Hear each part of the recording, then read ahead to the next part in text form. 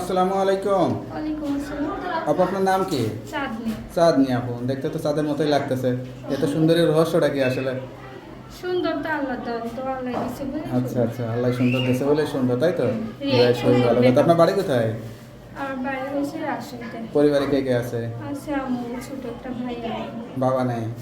বাবা আছে, বাবা একটা বিয়ে করে চলে গেছে, আমাদের সংসারে সংসারে খরচ টরচ তাহলে কিভাবে চলে? আমার আম্মু আগে কাজ করতো, তো সেলাই মেশিনে এখন আর করে না, বয়স হয়ে গেছে না, তো এই কারণে আমি পার্লারে কাজ করি। বয়স কত এখন আপনার? আমার লেখাপড়া করেন নাই? হ্যাঁ, লেখাপড়া আমি 8 পর্যন্ত করছি। অনেকটাই তো করছেন, তো লেখাপড়াটা বন্ধ হয়ে গেছে এখন?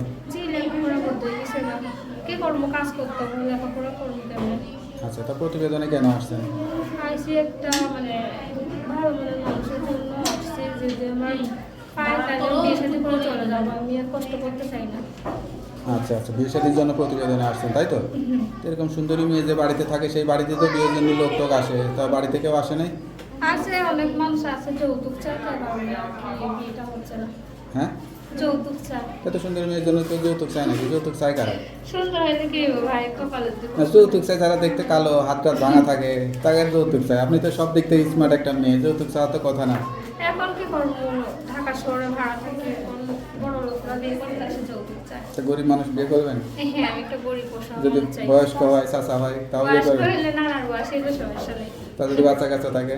থাকুক, আমি তাদের বাচ্চা মানে নিজের বাচ্চা হিসেবে মেনে নিব আর কি। এটা কি মুখের কথা না অন্তরের কথা? অন্তর থেকে বলতেছি। যাক, তা আপনার সঙ্গে কীভাবে যোগাযোগ করবেন? আমার ফোন নাম্বার নাম্বারটা মুখস্থ আছে? না ভাইয়া। নাম্বারটা আমার কাছে দেন, আমি দেখে বলে দিচ্ছি।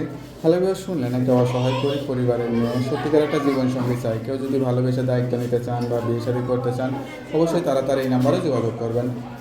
আপুর নাম্বারটি হচ্ছে 0182633 নাম্বারটা খোলা থাকে তো? জি ভাই, সবসময় খোলা যাক, নাম্বারটা খোলা রাখবেন আর 5 ওয়াক্ত নামাজ কালাম করে আল্লাহর কাছে চাইবেন। আপু ভালো থাকেন, আসসালামু আলাইকুম।